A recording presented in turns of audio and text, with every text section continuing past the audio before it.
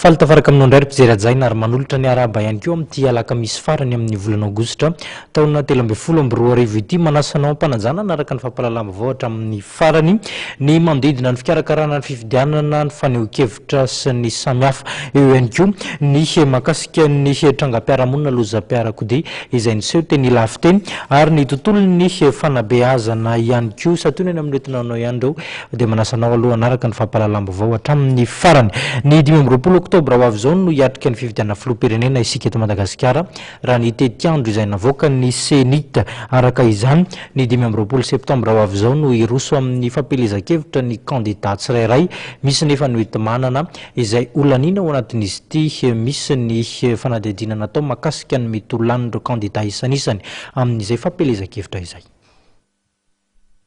Manodidina ny 10 tapitrisa dolara na 20 miliara ariary eo ny fandaniana mety ho lanin'ny candidat iray mandritra ny fampelezan-kevitra ny fihodinana voalohany araka ny kajikajy izay nataona mpanao politika anisan'ny mpanomana fampelezan-kevitra.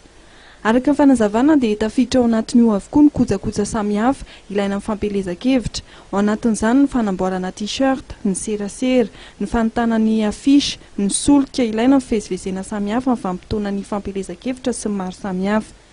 Mikasika manokana ny fanamboarana t-shirt dia nambaran'ity mpanao politika ity fa t-shirt hatrany amin'ny 2 tapitrisa farafahakeliny no ilaina mandritra ny fampelezan-kevitra amin'ny fifidianana fihodinana voalohany.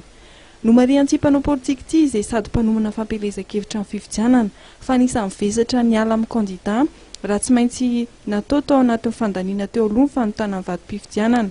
Amin'ny fifidianana filoham-pirenena voalohany ho an'ny Repoblika Faha-efatra mantsy no ampiasaina voalohany biby tain-tokana. Mikasika ny vola ampiasain'ny candidat amin'ny fifidianana izay hatrany araka ny fantatra dia arahy maso akaiky ny famatsiana sy fampiasana vola mandritra izao fotoam-pifidianana raha lovan'ny firenena malagasy izao.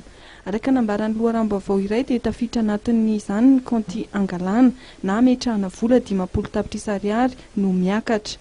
Takina ny hanomezan'ny tompon'ny kaonty fanazavana ho mba ampataratasy fanamarinana amin'ny fampiasana izany. Ao anatin'ny sokajy olona tena hiantefan'ny fararamaso io ireo candidat mpirotsaka ho vidiana filoham-pirenena izay tsy maintsy ampiasa vola amin'ny fampelezan-kevitra ato. Arahy maso avokoa ny loharam-baovao na ireo izay mety famatsim-bola mandalo amin'ny kaontin'ny candidat na famoaham-bola izay antefan'ny fanatanterahana amin'ny fampelezan-kevitra. Araka ny fantatra dia natao indrindra izany ho fanaraha-maso mba hahafantarana ireo candidat mety mahazo famatsim-bola tsy azo antoka na mampiasa vola amin'ny zavatra tsy mazavazava amin'ny fanohitra amin'ny lalàna. Araka ny fantatra ihany koa dia efa misy ny fiara-miasa amin'ireo banky eto Madagasikara amin'ny sapan-draharaha miady amin'ny famatsim-bola na ny samifinina.